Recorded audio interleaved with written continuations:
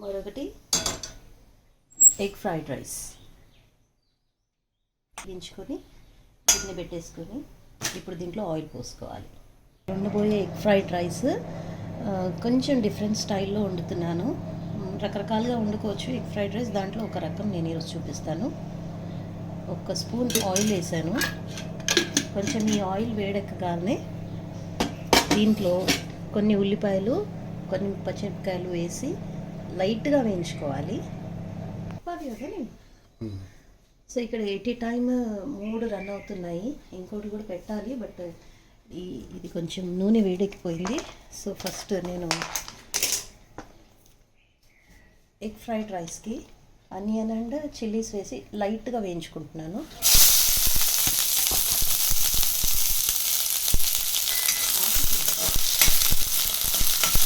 లైట్గా వేయించుకోవాలి, దీంట్లో పచ్చి వేయలాగా వేయించుకోవాలి.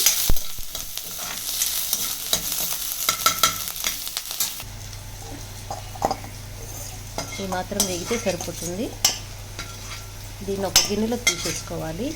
గిన్నెలోకి తీసేసుకొని గిన్నెలో మళ్ళీ ఫ్రైడ్ రైస్కి సరిపడా ఆయిల్ వేసేసుకొని రెడీ పెట్టుకోవాలి. గిన్నె వేడి అయ్యేలోపు మనం దీంట్లో వేయాల్సిన ఇంగ్రీడియంట్స్ వేసి మిగిలిన పనులు చేద్దాము. సో ఫస్ట్ ఈ గిన్నెలో ఇప్పుడు ఒక స్పూన్ వేసాను, బట్ ఒక స్పూన్ అది అవ్వలేదు. ఒక హాఫ్ స్పూన్ వేయించడానికి సరిపడి ఉండొచ్చు. ఇప్పుడు ఇంకో స్పూన్ వేస్తున్నాను. ఇంకొక హాఫ్ స్పూన్ అంటే టోటల్ ఇది 1.5, అదొక హాఫ్, మొత్తం టోటల్ 2 స్పూన్స్ ఆయిల్ వేసాను. ఫ్రైడ్ రైస్లోకి ఆయిల్తో చాలా టేస్ట్ ఉంటుంది, బట్ నేను తక్కువగానే వాడుతున్నాను.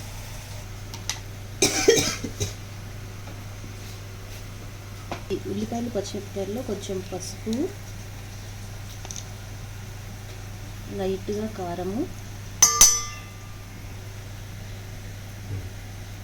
లైట్గా అల్లం వెల్లుల్లి. అంటే నేను ఇందులో 4 ఎగ్స్ యూస్ చేస్తున్నాను. ఆమ్లెట్ ఇంగ్రీడియంట్స్ అన్నమాట ఇవన్నీ కూడా. మనం ఆమ్లెట్ వేస్తాం కదా, ఆమ్లెట్కి వాటికి సంబంధించి ఇంగ్రీడియంట్స్. ఆ తర్వాత 4 ఎగ్స్కి ఆమ్లెట్కి సరిపడా సాల్ట్,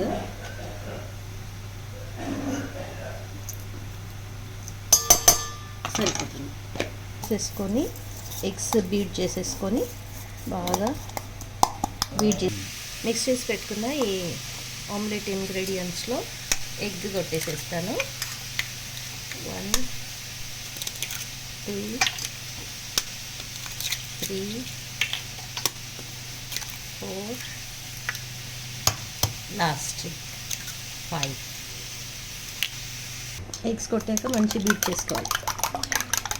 ఒక స్పూన్ హెల్ప్తో మనం ఇది చేసేసుకోవచ్చు. Same omelette process.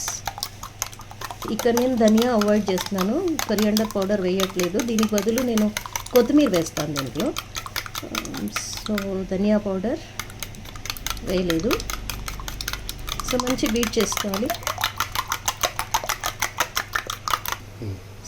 దీంట్లో కొత్తిమీర కూడా వేసేస్తున్నాను. సో ఈ సీజన్లో మనకి కొత్తిమీర కూడా చాలా చిగ్గా దొరుకుతుంది కాబట్టి కొత్తిమీర వీలైనంతగా వాడుకోవచ్చు. ఇప్పుడు ఇందాక మనం దీంట్లో ఆయిల్ పోసి పెట్టుకున్నాం కదా, ఇది 1.5 spoon oil, table spoon. So ఇది నూనె వేడెక్కగానే దీన్ని ఆమ్లెట్ లాగా వేసుకోవాలి.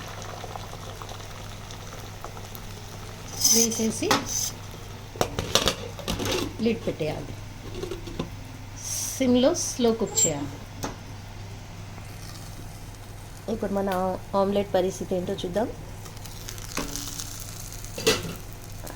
ఓకే,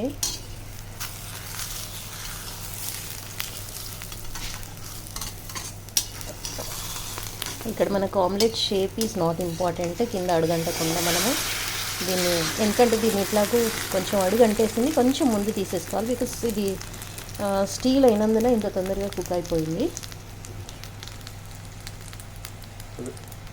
అది కాదేమో, ఇది తీసేయాలండి, లేకపోతే దీని టేస్ట్ వేరే అయిపోతుంది. ఇలా కాకుండా చూసుకోండి.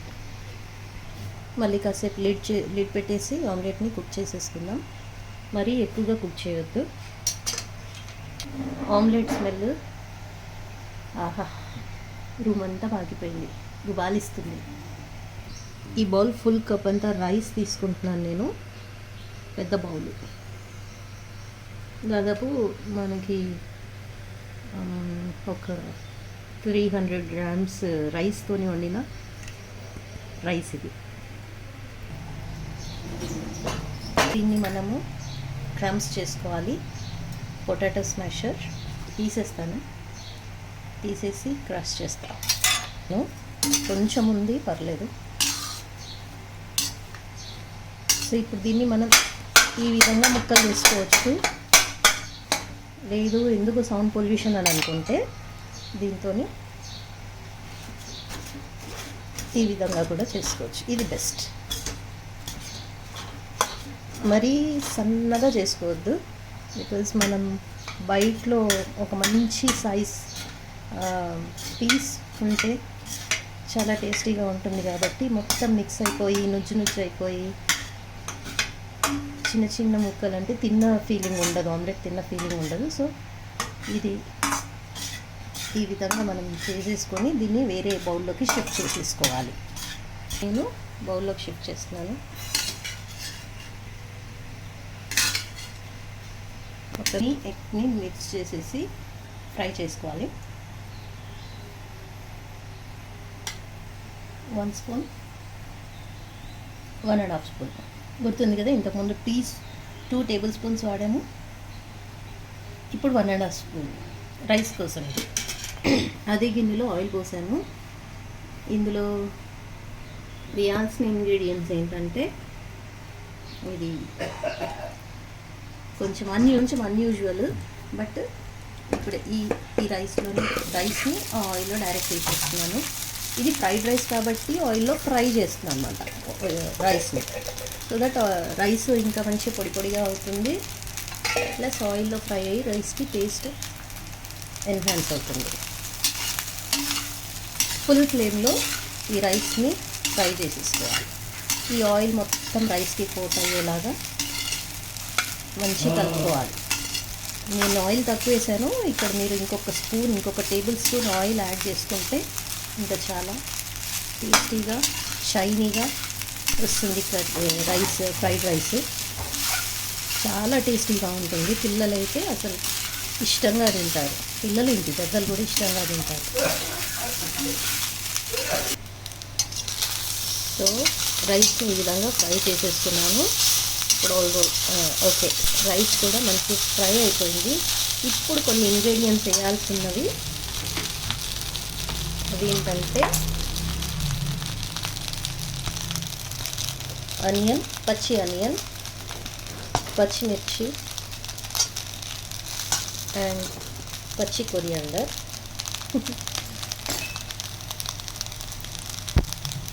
అండ్ కారం ఆప్షనల్. మేము కారం ఎక్కువగా తింటాము, కారం వేస్తే కూడా చాలా రుచిగా ఉంటుంది. కొంచెం కారము అండ్ రైస్కి సరిపడా కాస్త ఉప్పు. మనం ఆల్రెడీ ఆమ్లెట్లో వేసాం కాబట్టి దీనికి సరిపడా మాత్రమే కొంచెం సాల్ట్.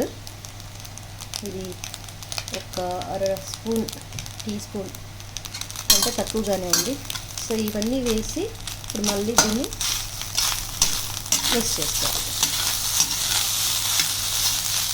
ఇంకొకటి మర్చిపోయాను, అదేంటంటే పసుపు. ఇది కూడా ఆప్షనల్, కొంచెం పసుపు. ఇవన్నీ రాగా వేసాను.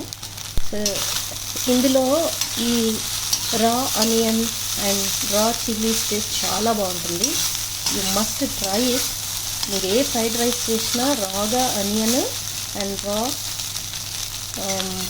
చిల్లీస్ అలాగే మనం తింటూ ఉంటే కరకరలాడితే చాలా బాగుంటాయి. ఈ రా చిల్లీస్ కాన్స్టిపేషన్ అవాయిడ్ చేస్తుంది, కాన్స్టిపేషన్ రాకుండా చేస్తుంది. ఇక రా ఆనియన్లో ఉన్న స్వీట్నెస్ మనకి ఇంక్రెడిబుల్గా ఉంటుంది. దాని టేస్ట్ స్వీట్ కరకరలాడుతూ ఒకలాంటి మధురమైన టేస్ట్ ఉంటుంది.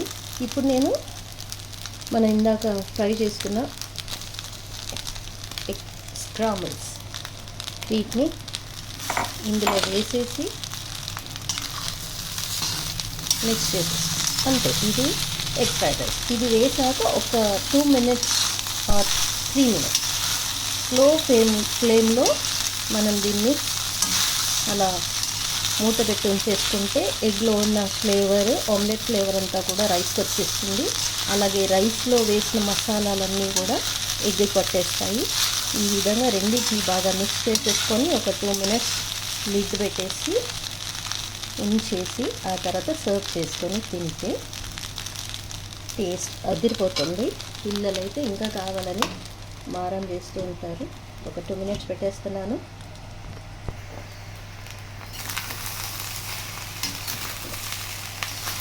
అడుగు పట్టకుండా చూసుకోండి, ఎందుకంటే ఆయిల్ ఎక్కువ వేస్తే అసలు అడిగే పట్టదు.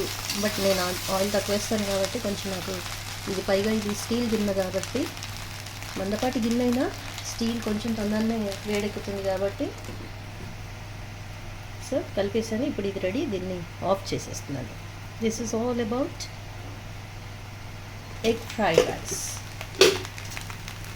ఇంత సైజు ముక్కలు ఉంటే వైట్లో చాలా డెలిషియస్గా ఉంటుంది.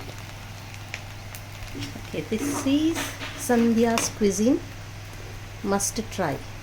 Subscribe, please subscribe, like and share.